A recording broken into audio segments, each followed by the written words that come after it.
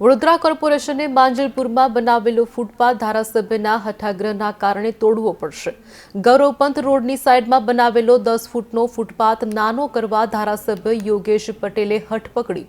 70% કામગીરી પૂર્ણ થઈ ગયા બાદ યોગેશ પટેલે રજૂઆત કરી છે કે કોર્પોરેશને ફૂટપાથ તોડી રોડ મોટો કરવા 2.33 કરોડનો વધુ ખર્ચ કરવો પડશે. રોડ બનાવવાના કારણે 156થી વધુ વૃક્ષો કાપવા પડશે, જેને લઈને માંજલપુરના નાગરિકોએ કહ્યું છે કે યોગેશ પટેલ ખોટી જીત કરી રહ્યા છે.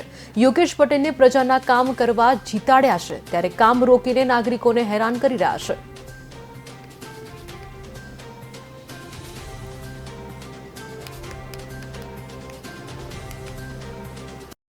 ચાલવાની આ જે ખોદીને રાખ્યું છે આ બધું આજે 3-4 મહિના થઈ ગયા, એનું કોઈ નિરાકરણ આવતું નથી. શું કહેતો ધારાસભ્ય અને કોર્પોરેશન વચ્ચે જે લડાઈ થઈ રહી છે એના કારણે નાગરિકોના કામ નથી થઈ રહ્યા? એના લઈને જ ને કોર્પોરેશન ધારાસભ્યો અને જે કાઉન્સિલરો જે ખરા એમની જે લડાઈ થઈ રહી છે એના લઈને પબ્લિકને સહન કરવું પડે છે.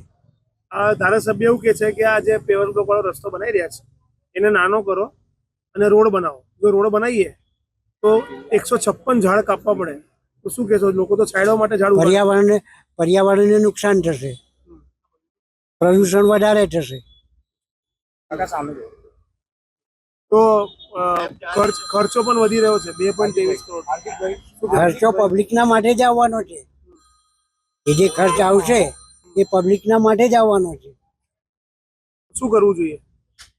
જે છે એ આ ખોદેલું છે એને એ રાખવા માટે એને પેવર બ્લોક નાખી દેવા જોઈએ, તો ઝાડ કપાય નહીં અને પર્યાવરણને નુકસાન ના થાય. અમારે પ્રશ્ન એટલો જ છે કે પ્રજાને હાડમારીમાં મૂકવા માટે જો આયોજન થતું હોય તો એ આયોજન બિલકુલ ભૂલ ભરેલું છે અને એમાં વ્યક્તિઓનો અહમ સંતોષાવાનો પ્રશ્ન ઊભો થાય છે. એટલે મારા સિવાય થઈ શકે નહીં, અને મારા સિવાય જો કર્યું હોય તો ખોટું છે. એ એક પ્રકારની જે જીદ છે ને એ બરાબર નથી.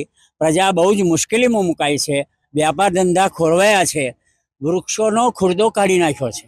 જે વૃક્ષોને ઉછેરવા માટે કોર્પોરેશને લાખો રૂપિયા ખર્ચ્યા એનો પણ નિકંદન કર્યું છે. એટલે આ કેવા પ્રકારનું આયોજન છે?